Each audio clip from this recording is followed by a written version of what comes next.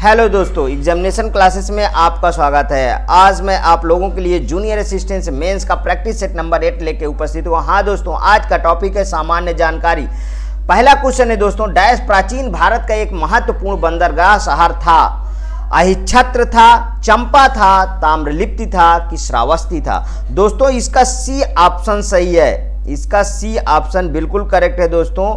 कौन सा है? ये ताम्रलिप्ति है। दोस्तों ये ताम्रलिप्ति है कहाँ? तो ये है दोस्तों पश्चिम बंगाल में। कहाँ पे है दोस्तों? पश्चिम बंगाल। पश्चिम बंगाल के किस डिस्ट्रिक्ट में है? तो वो है दोस्तों, डिस्ट्रिक्ट का नाम मिदनापुर। क्या है? मिदनापुर। मिदनापुर, ठीक है। अच्छा, मिदनापुर जिले में ये स्थित किस स्थान पे है? तो दोस्तों वो तामलुक स्थान था। कौन सा स्थान था दोस्तों? तामलुक। तामलुक स्थान था, इसीलिए इसे जो है ताम्रलुक, इसीलिए इस स्थान के नाम से ही से दोस्तों ताम्रलिप्ति के नाम से प्रसिद्ध था। गुप्त काल में, इसके बाद देखिए गुप्त काल की अगर हम बात करें तो जावा, सुमात्रा, ठीक है, आदि दक्षिण पूर्वी देशों तथा हिंसल के लिए व्यापारिक जहाज यहां से आते जाते थे। यहां एक प्रसिद्ध शिक्षा केंद्र था, जैसे फाहियान, हेनसांग, इत सिंह आदि ने यहां रहकर अध्ययन किया था उस जमाने में। ध्यान रखिएगा।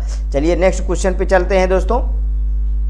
खिज्र खां ने कौन से राजवंश का प्रारंभ किया था? सैयद का, लोदी का, राजपूत का कि खिलजी वंश का? किसका जो है स्टार्टिंग किया? तो दोस्तों खिज्र खां सैयद वंश, याद रखिएगा, सैयद वंश। ये कहाँ था दोस्तों? दिल्ली सल्तनत का चतुर्थ वंश था। दिल्ली सल्तनत, दिल्ली सल्तनत का, दिल्ली सल्तनत का चतुर्थ वंश था। कौन सा वंश दोस्तों? चतुर्थ वंश था, ठीक है, चतुर्थ वंश था, जिसका कार्यकाल 1414 से 1451, नोट कर लीजिए, 1414 से 1451 ईस्वी तक रहा है। खिज्र खां सैयद वंश का संस्थापक था। सैयद वंश का दोस्तों ये संस्थापक था, ठीक है। नेक्स्ट क्वेश्चन, राणा सांगा के नेतृत्व में राजपूत सेनाओं और बाबर के बीच खानुआ, मीन्स उसी को दोस्तों खानवा कहा गया है, ठीक है। खानुआ की लड़ाई किस वर्ष हुई थी? 1527, 1526, 1522 कि 1529? बहुत अच्छा क्वेश्चन है दोस्तों। 1527 में खानवा का युद्ध हुआ था। देखिए बाबर दोस्तों वो सफल मुगल था जिसने भारत में जो है अपना स्थापत्य बनाने में सफल रहा है, मीन्स कि भारत में राज करने में सफल हो गया था, ठीक है। आक्रमण तो वो बाबर ने कई बार पहले भी किया था दोस्तों, लेकिन 1526 में उसने जो है सफलता पाई थी, ठीक है। खानवा युद्ध दोस्तों पूरा इसकी डेट क्या है लिख लीजिए, 16 मार्च 1527, 16 मार्च 1527 ईस्वी को आगरा के पास खानवा नामक स्थान पर बाबर और राणा सांगा के मध्य लड़ा गया, जिसमें बाबर विजयी हुआ। भारत में मुगलों की सत्ता स्थापित करने के लिए बाबर ने पानीपत का प्रथम युद्ध, याद होना चाहिए, पानीपत का प्रथम युद्ध लिख लीजिए, पानीपत का प्रथम युद्ध, पानीपत का प्रथम युद्ध 1526। खानवा का युद्ध कब हुआ? खानवा का युद्ध 1527, वो डेट पड़ी ही है दोस्तों, ठीक है। फिर चंदेरी का युद्ध कब हुआ दोस्तों? 1528, लगातार युद्ध लड़ा था हर एक साल, ठीक है। और घाघरा का युद्ध कब हुआ था दोस्तों? 1529 में घाघरा का युद्ध हुआ। ये किसका युद्ध है दोस्तों? ये घाघरा है, ठीक है। घाघरा का युद्ध है। और 1528 में क्या है दोस्तों, चंदेरी का युद्ध है, चंदेरी का युद्ध, ठीक है। और ये आप जानते हैं ये खानवा का युद्ध था, ठीक है। और ये वाला पानीपत का युद्ध था, ठीक है दोस्तों। एक तरीके से कहिए तो मजबूत मुगल साम्राज्य का स्थापना कौन किया था, वो बाबर ही किया था।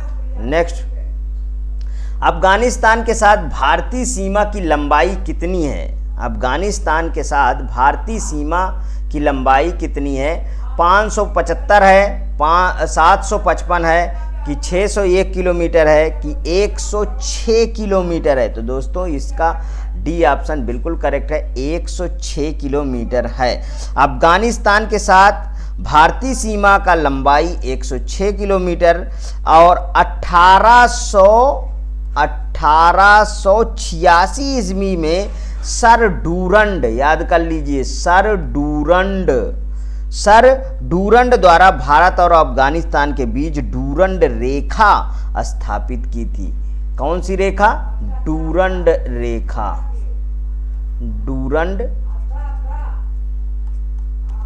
डूरंड रेखा खींची थी, ठीक है। नेक्स्ट क्वेश्चन,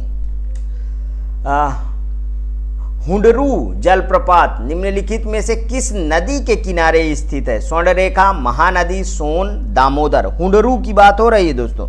हुंडरू जलप्रपात ये कितने मीटर ऊंचा है? 98 मीटर ऊंचा है दोस्तों, 98 मीटर ऊंचा है, 98 मीटर ऊंचा है, ठीक है, 98 मीटर ऊंचा है। और यहाँ पे स्वर्ण रेखा, ठीक है, स्वर्ण रेखा नदी के किनारे स्थित है, ध्यान रखिएगा। नेक्स्ट क्वेश्चन, निम्नलिखित में से कौन सी एक प्रायद्वीपीय नदी है? नर्मदा, सिंधु, गंगा, ब्रह्मपुत्र।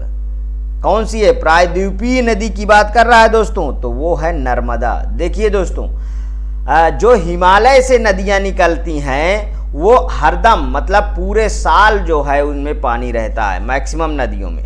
और जो प्रायद्वीपीय नदियां होती हैं दोस्तों वो मैक्सिमम जो है पहाड़ों से, दक्षिण भारत के पहाड़ों से निकलती हैं और उनमें जो है दोस्तों गर्मियों में पानी ज़्यादातर ख़त्म हो जाता है। वो एक तरीके से मौसमी नदियां होती हैं। लेकिन जो बड़ी नदियां हैं जैसे नर्मदा हो गया, गोदावरी हो गया, कृष्णा हो गया, ये सब में दोस्तों पानी बना रहता है पूरे साल, ध्यान रखिएगा।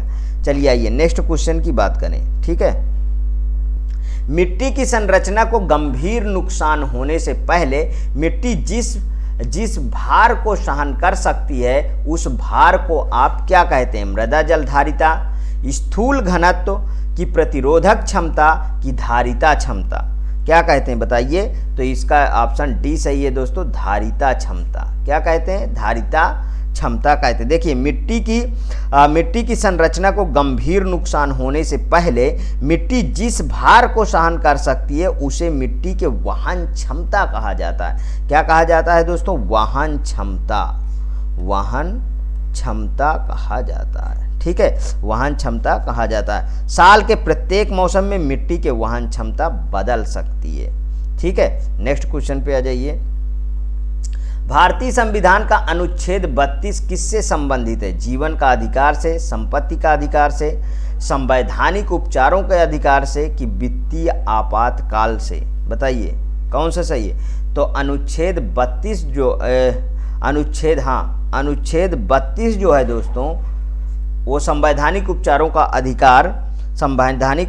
अधिकार से संबंधित है। कौन सा है? अनुच्छेद 32, नोट कर लीजिए,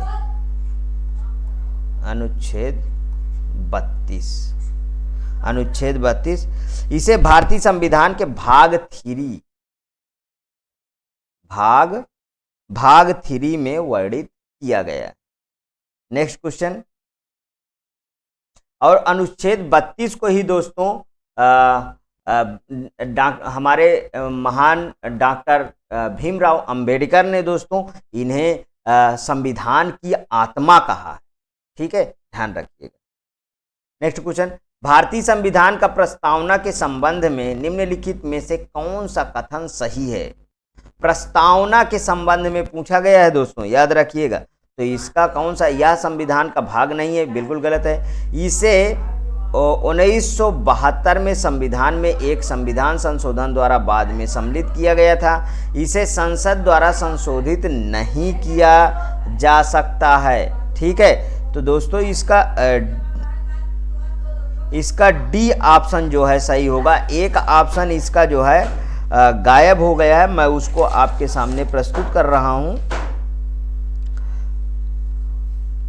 ये है डी ऑप्शन इसका सही है दोस्तों। ये वाला कौन सा है? यह प्राप्त किए जाने वाले उद्देश्यों को इंगित करता है। यह प्राप्त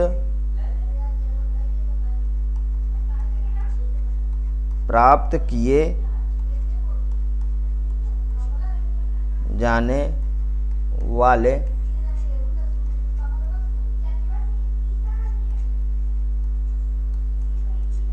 उद्देश्यों को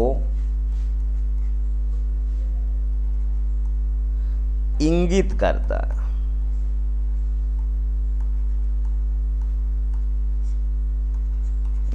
करता है। डी ऑप्शन इसका सही होगा दोस्तों। ठीक, नेक्स्ट क्वेश्चन पे चलते हैं। निम्न में से किस अवधि के दौरान मोरारजी देसाई भारत के उप प्रधानमंत्री रहे थे? मोरारजी देसाई की बात हो रही है, ध्यान रखिएगा। तो इसका दोस्तों बी ऑप्शन बिल्कुल करेक्ट होगा। 1967 से लेके 1969 तक इन्होंने रहे हैं। ठीक है, देखिए भारतीय संविधान में उप प्रधानमंत्री पद की कोई व्यवस्था नहीं है, ये आपको भी पता है। ठीक है, इसके बावजूद समय समय पर इस पद की व्यवस्था की जाती है। मीन्स एक बना दिया जाता है कि आप बैठिए और सैलरी लेते रहिए। ठीक है, इस पद का अब तक 7 बार सृजन किया गया है। कितनी बार अभी तक हुआ है दोस्तों? 7 बार सृजन किया गया। पहली बार इस पद का सृजन प्रथम लोकसभा के दौरान प्रधानमंत्री जवाहरलाल नेहरू द्वारा किया गया था। सरदार वल्लभ भाई पटेल उप प्रधानमंत्री सुशोभित करने वाले प्रथम व्यक्ति थे। कौन थे दोस्तों? प्रथम लिख लीजिए, इन्हें नोट कर लीजिए, आ सकता है। ठीक है, प्रथम सरदार वल्लभ भाई पटेल जी, तो पटेल लिख दीजिए, बहुत है, पटेल जी। ठीक है, ये जो है प्रथम उप प्रधानमंत्री के तौर पे देखे गए थे। दूसरी बार इस पद का सृजन इंदिरा गांधी के प्रधानमंत्रित्व काल में 1967 से 69, कब दोस्तों? ये लिखा हुआ है। ठीक है, 1967 से 69 के दौरान किया गया था, जब मोरारजी देसाई को इसका दायित्व सौंपा गया था। वर्ष 1977 में मोरारजी देसाई भारत के चौथे प्रधानमंत्री बने। वह इनकी सरकार में 2 उप प्रधानमंत्री चौधरी चरण सिंह और जगजीवन राम बनाए गए थे। ध्यान रखिएगा। नेक्स्ट क्वेश्चन, PIL का पूर्ण रूप क्या है? पब्लिक इंटरेस्ट लिटिगेशन है कि प्राइवेट इंडस्ट्री लिमिटेड है कि पब्लिक इंडस्ट्री लिमिटेड है कि पॉलिटिकल इंटरेस्ट लिटिगेशन है? बताइए कौन सा सही है? तो दोस्तों इसका ए ऑप्शन सही है, पब्लिक इंटरेस्ट लिटिगेशन। PIL का पूर्ण नाम है पब्लिक, यहाँ पे लिख देता हूँ इंग्लिश में दोस्तों, पब्लिक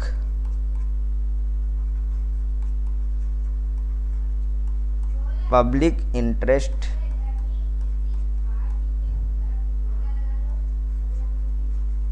लिटिगेशन।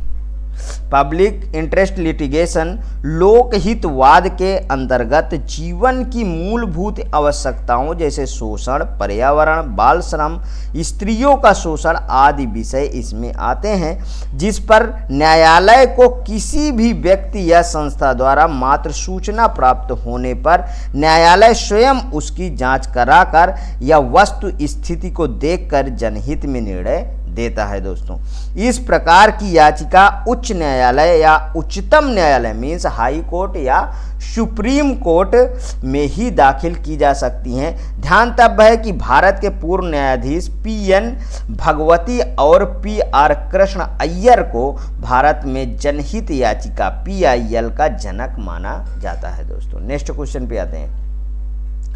किस आयोग समिति की सिफारिश पर हरियाणा राज्य का गठन किया गया था?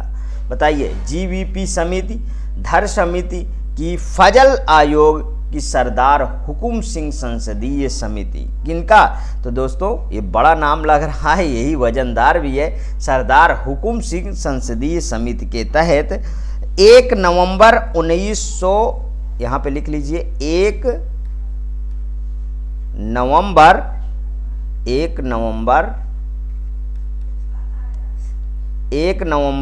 1966 को सरदार हुकुम सिंह संसदीय समिति की सिफारिशों पे किया गया। इस समिति के घोषणा संसद द्वारा 23 सितंबर 65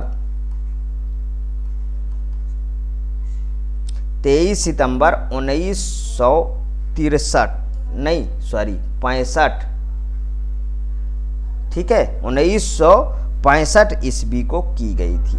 नेक्स्ट क्वेश्चन, भारत सरकार के प्रतीक में निम्नलिखित में से कौन मौर्य वंश से अपनाया नहीं गया था? सत्यमेव जयते, सांड, घोड़ा, 4 शेर। मौर्य वंश से अपनाया नहीं गया, तो ये तो दोस्तों मुंडोक उपनिषद से अपनाया गया था ना, तो सत्यमेव जयते मुंडोक उपनिषद से अपनाया गया था, इसलिए इसका पहला ही ऑप्शन दोस्तों सही है। भारत के राज चिन्ह मौर्य वंश के शासक अशोक के सारनाथ स्थित सिंह स्तंभ। अशोक याद है, राजा अशोक जो जिनका स्तंभ कहाँ है? सारनाथ। ठीक है, सारनाथ में सारनाथ स्थित सिंह स्तंभ की अनुकृत है। भारत सरकार ने यह चित्र 26 जनवरी 1950 को 26 जनवरी 1950 याद रखिए को अपनाया। इसमें 4 सिंह शेर हैं जो एक दूसरे की ओर पीठ करके बैठे हैं, जिसमें चौथा दिखाई नहीं देता है। ठीक है, पट्टी के मध्य में उभरी हुई नक्काशी में चक्र है, जिसके दाईं ओर एक सांड और बाईं ओर एक घोड़ा है। दाईं ओर एक सांड और बाईं ओर एक घोड़ा है। चिन्ह के नीचे सत्यमेव जयते अंकित है, जो मुंडोक उपनिषद से दोस्तों लिया गया है। नेक्स्ट क्वेश्चन, मांग वक्र किसके अधीन अनियत होता है? शुद्ध प्रतिस्पर्धा, एकाधिकार, द्विअधिकार की अल्पाधिकार? तो दोस्तों इसका डी ऑप्शन बिल्कुल सही है। मांग वक्र अल्पाधिकार से संबंधित होता है। अल्पाधिकार बाजार के अधीन मांग वक्र अनियत होता है, क्योंकि अल्पाधिकार में यह निश्चित नहीं है कि एक फर्म द्वारा कीमत परिवर्तन का निश्चित परिणाम प्रतिद्वंदियों पर क्या प्रभाव पड़ेगा। ठीक है, इसलिए एक अल्पाधिकारी फर्म के मांग वक्र को निश्चित रूप से नहीं बनाया जा सकता है, ध्यान रखिएगा। नेक्स्ट क्वेश्चन, मौद्रिक नीति का मुख्य उद्देश्य क्या होता है? कर राजस्व में वृद्धि, जन वितरण प्रणाली में सुधार, मूल्य स्थिरता के साथ आर्थिक विकास को प्रोत्साहित करना, कि अर्थव्यवस्था से भ्रष्टाचार को हटाना। तो कौन होता है दोस्तों? मूल्य स्थिरता के साथ आर्थिक विकास को प्रोत्साहित करना, ये होता है दोस्तों मौद्रिक नीति होती है। देखिए दोस्तों, किसी देश का मुद्रा प्राधिकरण मुद्रा की आपूर्ति का नियमन करता है, उसे मौद्रिक नीति कहते हैं। ठीक है, जो मुद्रा नीति का नियमन करता है उसे मौद्रिक नीति कहते हैं। नेक्स्ट क्वेश्चन, अप्रैल 2023 में नाटो का 31वां सदस्य कौन सा देश बना है? यूक्रेन बना है, दक्षिण कोरिया बना है, फिनलैंड बना है, कि उत्तर कोरिया बना है? बताइए कौन सा बना है? तो दोस्तों फिनलैंड बना है, ध्यान रखिएगा, फिनलैंड। अप्रैल 2023 में नाटो का 31वां सदस्य फिनलैंड बना है। उत्तर अटलांटिक संधि संगठन नाटो, इसका फुल फॉर्म क्या है दोस्तों? उत्तर अटलांटिक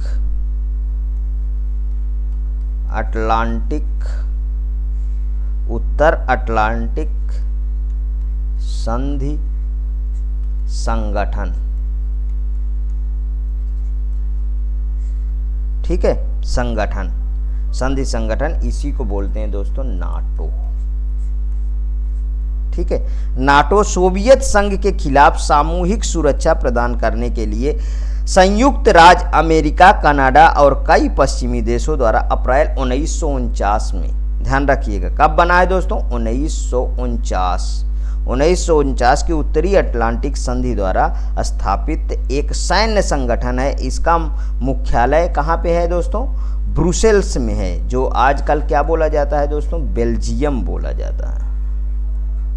क्या बोला जाता है, बेल्जियम बोला जाता है, बेल्जियम में स्थित है। नेक्स्ट क्वेश्चन, जम्मू कश्मीर की पहली महिला जिन्हें वन्य जीव संरक्षण पुरस्कार 2023 से सम्मानित किया गया था, आलिया मीर, सदिया शेरवानी, नादिया हुसैन की सरजीत खान।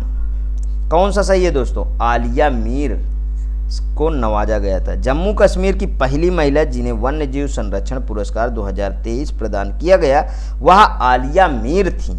ठीक है, हाँ दोस्तों, था नहीं कहिएगा।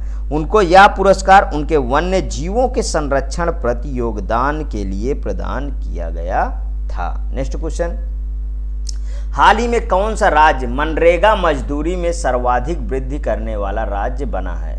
मनरेगा मजदूरी में सर्वाधिक वृद्धि करने वाला राज्य बना है उत्तर प्रदेश, राजस्थान, गुजरात, तमिलनाडु। कौन सा सही है दोस्तों, इसका बी ऑप्शन बिल्कुल सही है, राजस्थान। ठीक है, राजस्थान ने अपने मनरेगा मजदूरी के मजदूरों में सर्वाधिक वृद्धि की है। ठीक, नेक्स्ट क्वेश्चन, हाल ही में अमेरिका के मिशन मैगलन ने किस ग्रह पर ज्वालामुखी घटना होने की आशंका व्यक्त की है? मंगल, शुक्र, बृहस्पति, अरुण, किस में बताइए दोस्तों। ये सब बहुत अच्छे क्वेश्चन हैं और इनको तैयार करना जिम्मेदारी बन जाती है आपकी। शुक्र ग्रह के संबंध में जानकारी एकत्र करने वाले उद्देश्य से वर्ष 1990 में अमेरिकी अंतरिक्ष एजेंसी नासा ने मैगलन मिशन, कौन सा मिशन है दोस्तों, ये जो लिखा हुआ है मैगलन मिशन लॉन्च किया था। हाल ही में इसके द्वारा शुक्र ग्रह की ली गई तस्वीरों में वैज्ञानिकों को पूर्व में शुक्र ग्रह पर ज्वालामुखी घटनाओं की घटित होने की प्रमाण प्राप्त हुए हैं। नेक्स्ट क्वेश्चन, आज के सेशन का दोस्तों ये लास्ट क्वेश्चन होगा। हाल ही वर्ल्ड एयर क्वालिटी रिपोर्ट के आधार पर दिल्ली विश्व में से किस क्रम का सबसे प्रदूषित शहर है? दूसरे, तीसरे, चौथे, पांचवें? तो दोस्तों इसका सी ऑप्शन सही है, चौथे नंबर का है। ठीक है, विश्व वायु गुणवत्ता रिपोर्ट 2022 के अनुसार विश्व के सबसे प्रदूषित शहरों की सूची में दिल्ली चौथे स्थान पे है। पाकिस्तान का लाहौर दुनिया का सबसे प्रदूषित नगर है। कौन सा दोस्तों, पाकिस्तान का लाहौर,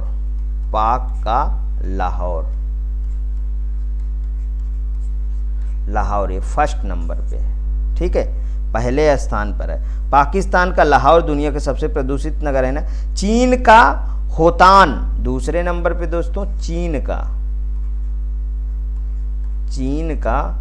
होतान है, होतान शहर दूसरे नंबर पे है। ठीक है, तथा भारत का ही भिवाड़ी शहर तीसरे नंबर है। तीसरे नंबर पे कौन सा है, भारत का भिवाड़ी शहर है और चौथे नंबर पे दिल्ली है ये दोस्तों। ठीक, ये रहा दोस्तों आपके आज के क्वेश्चन।